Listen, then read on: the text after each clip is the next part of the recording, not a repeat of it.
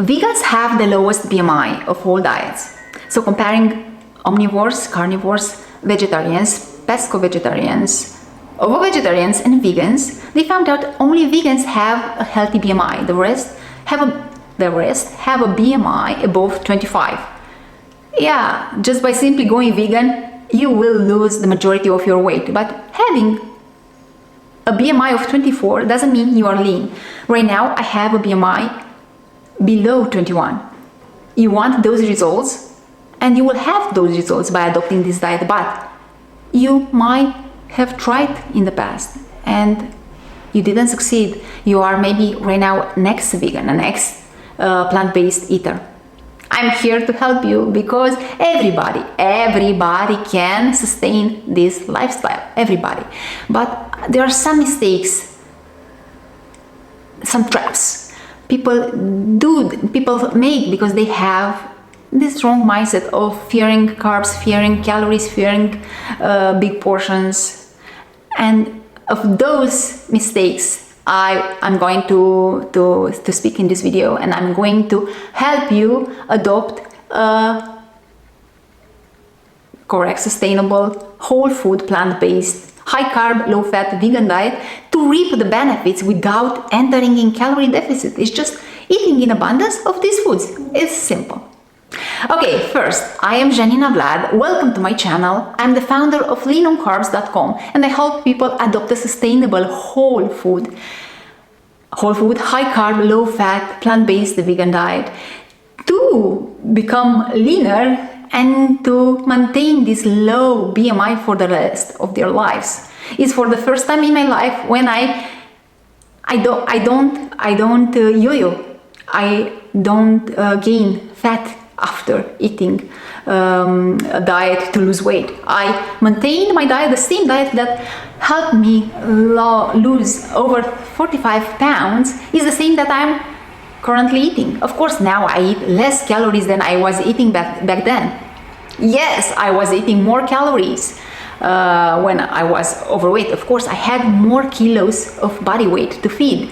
I was eating all the time over 3,000 calories a day. Right now, my average intake is 2,400 calories.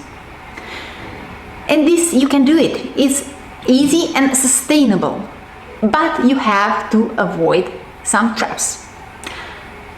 And these traps are eating too much non-starchy vegetables. You see, they are great.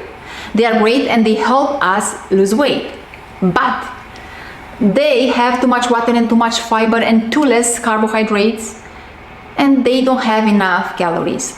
And at the end of the day, we only eat for the calories. The calories are our gasoline. The calories are the fuel that our cells need. So if you put in your stomach a lot of foods that have a lot of water and fiber, but not enough calories, of course you will end up starving.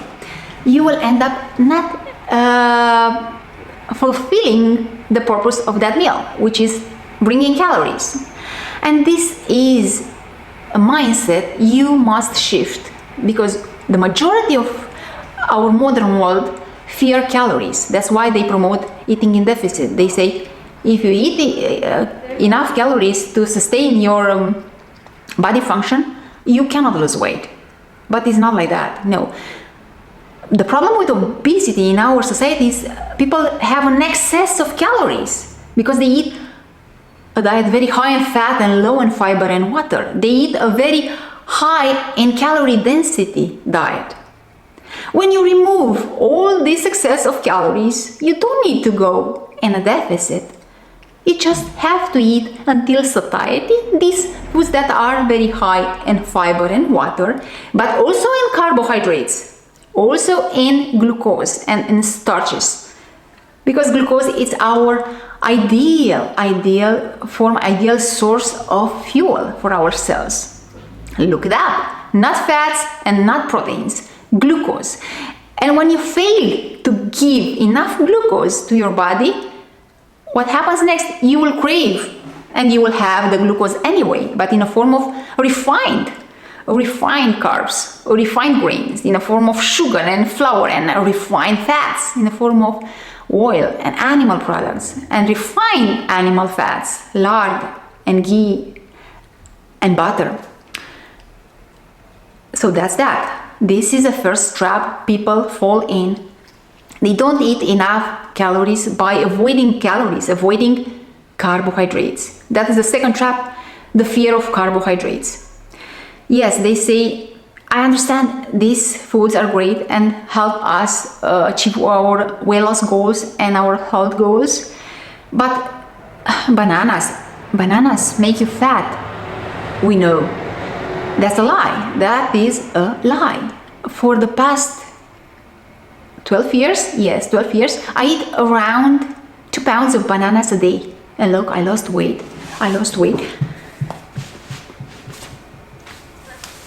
And I keep it off. Bananas don't make people fat. I will give you some numbers. Let's say you eat 2 pounds of banana a day. 2 pounds of bananas, like measuring and weighting those bananas after peeling them, because you don't eat the peel. So 2 pounds of the meat of bananas. That means 800 calories. And with 2 pounds of bananas, you will be full. Trust me, you won't crave, you won't feel the need for snacks, you won't feel the need for a cookie, for a cake, for ice cream, of gummy bears. It's enough. It's enough food as a volume, but also it's enough calories. And the calories are coming from glucose and fructose and sucrose, are coming from those nutrients that bring to our cells the ideal source of fuel, the ideal gasoline. So in one body it's nurtured, and because bananas are not coming only with water, fiber, those sugars, but also with minerals, vitamins, and other phytonutrients. All good stuff. And of course they have some fats, they have some proteins. All the amino acids are found in all the plants, including bananas. So when you eat a meal of these 2 pounds of banana flesh, you will be full, and you won't overeat. You cannot overeat on bananas. But if you have 2 pounds of French fries with some meat, with some cheese, with some bread, with some oil, a little bit of salad, what happens? You end up eating over 2,500 calories in a meal, in 2 pounds. And that's why people restrict portions, because they cannot eat 2 pounds of this food. They will get obese. The people that are getting obese is because they eat until they are full. They eat to satiety of these high in fat and low in fiber and water foods. But maybe you are not obese because you are restricting the portions and you don't aim for satiety. You eat less than your body needs as a volume.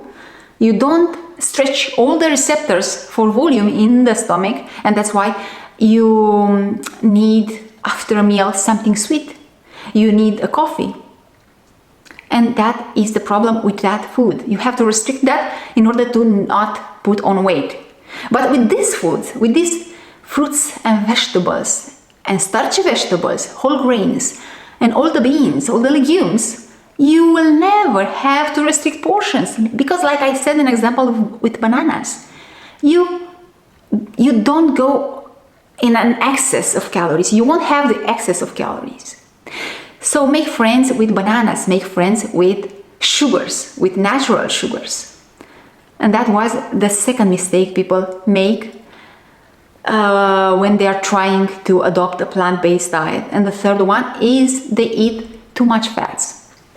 Look, the worst place where you can be is to have a low intake of calories at the end of the day. You will eat less than 2,000 calories because you put your focus on those non-starchy vegetables and those fruits that are low in sugar, the fruits that are more sour and savory. So you avoided sweet fruits like mangoes, papaya, sweet apples, and bananas. And you eat fats. You eat more fats than you should. And it's the worst place you can be. It's undercarb, under eating, but overeating on fats. That will, yes, you will lose weight because you will eat less calories, you will be in a deficit. But that's not sustainable because in a short time you will crave. You will start craving. And let me tell you, you won't crave bananas, you won't crave brown rice, you won't crave sweet potatoes. You will crave those foods that are high in fat, the foods that put you in the position you are right now, the foods that promote weight gain. Those are the foods you will crave. And you will say things like, plants don't give me satiety. I don't feel the energy in these plants. Yes, you have the volumes, you have huge meals, but if you don't put enough carbs that are our ideal source of fuel, and you put fats instead, of course you will feel like something is missing, and you will crave for cookies, you will crave for brownies and cakes and ice cream, and you will have those.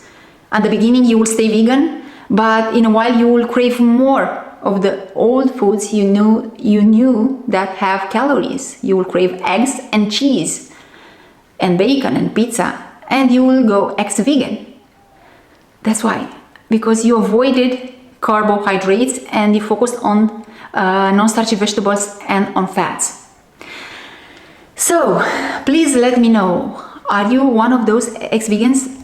And most importantly than that, are you courageous enough to admit that you did some of those mistakes, but you can do it again, now with better information, better knowledge, more educated on this topic, and you are willing to do it again, because going vegan is the way to have the lowest BMI, like I said in the beginning, and going whole food, high carb, low fat, vegan is the way to go even lower than 24, because having a BMI of 24, when you are not an athlete and you don't have a lot of muscle, you have fat, you are puffy, you are chubby. 24 is not being lean. You have to be, and you will be, without even trying, around 21 and less than 21 at BMI, while eating in abundance of calories, no going in deficit. And of course, because you eat until you are full and you have enough calories and enough nutrition in your meals, you won't crave. So for the rest of your life, it will be easy to keep this weight off, as I kept it off. So write in the comments, I want to try again. I want to try again this lifestyle, this time better educated. So like and share this video. Don't forget to subscribe and activate the notification bell to be notified when I post, when I upload a new video.